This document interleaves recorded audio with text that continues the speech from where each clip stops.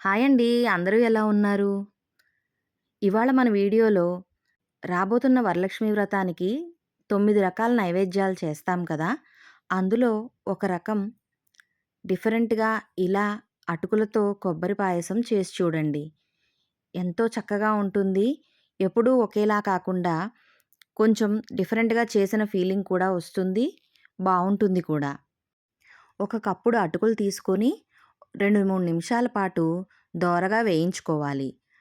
2, 3 నిమిషాలు వేయించిన తర్వాత అటుకుల్ని ఇలాగ నలిపి చూస్తే పొడి పొడిలా అయ్యేలాగా వేయించుకోవాలి.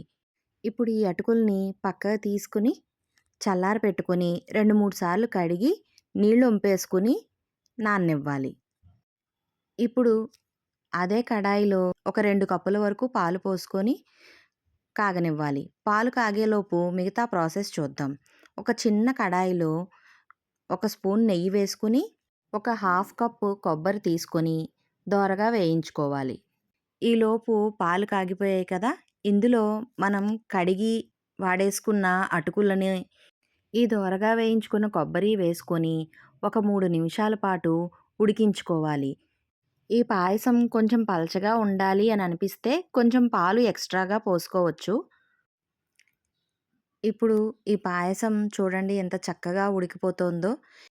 ఇప్పుడు ఒక హాఫ్ కప్పు వరకు పంచదార గానీ, బెల్లం గానీ యాడ్ చేసుకోవచ్చు. నేనిక్కడ బ్రౌన్ షుగర్ యూజ్ చేస్తున్నాను. హాఫ్ కప్పు సరిపోతుందండి. ఎందుకంటే ఆల్రెడీ కొబ్బరిలో స్వీట్‌నెస్ ఉంటుంది. పాలు కూడా కొంచెం తియ్యదనం ఉంటాయి కాబట్టి కరెక్ట్‌గా సరిపోతుంది ఆ తీపి.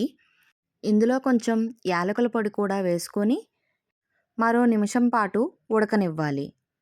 ఈ పాయసం ఉడికేలోపు ఒక చిన్న మూకుడులో నెయ్యి వేసుకొని సన్నగా కట్ చేసుకున్న బాదం పలుకులు, జీడిపప్పు పలుకులు వేసి దోరగా వేయించి, అందులోనే కొంచెం కిస్మిస్ కూడా వేసి వేయించుకొని ఈ పాయసంలో కలుపుకోవాలి.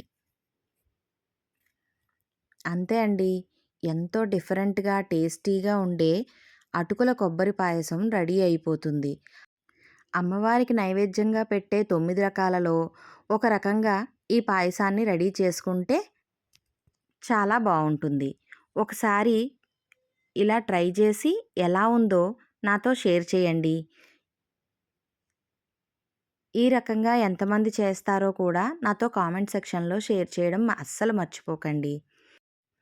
మన ఛానల్‌ని ఇప్పుడే కొత్తగా చూస్తున్నవారైతే గనక సబ్స్క్రైబ్ చేసుకొని సపోర్ట్ చేయండి. మీ అమూల్యమైన సలహాలను కూడా ఇస్తారని ఆశిస్తున్నాను. Thank you.